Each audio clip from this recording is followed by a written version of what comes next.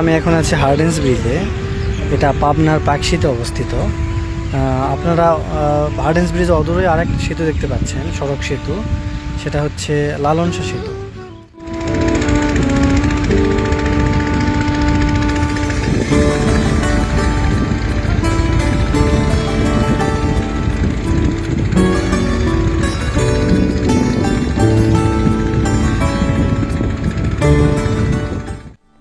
বন্ধুরা, Hardinge bridge বাংলাদেশের পাবনা জেলার ঈশ্বরদী উপজেলার পাকশি থেকে কুষ্টিয়া জেলার ভেড়ামারা উপজেলা পর্যন্ত সংযুক্তকারী একটি রেল সেতু।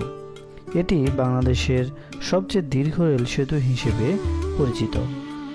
পাবনা জেলার পাকশি রেল স্টেশনের দক্ষিণে পদ্মা নদীর উপর এই সেতুটি নির্মিত।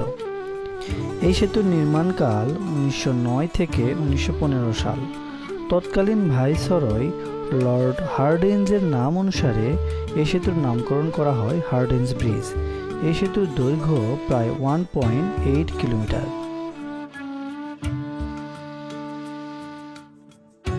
এখানে ঘুরতে আসলে আপনারা একই সাথে হার্ডিঞ্জ ব্রিজের সৌন্দর্য, পদ্মা নদীর সৌন্দর্য এবং লালন শাহ সেতুর সৌন্দর্য উপভোগ করতে পারবেন।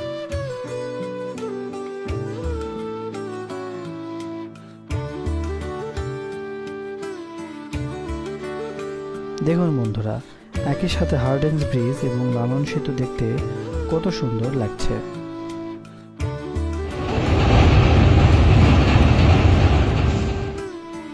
এই ব্রিজের উপর দিয়ে এভাবেই আন্তঃনগর ট্রেনগুলো চলাচল করে।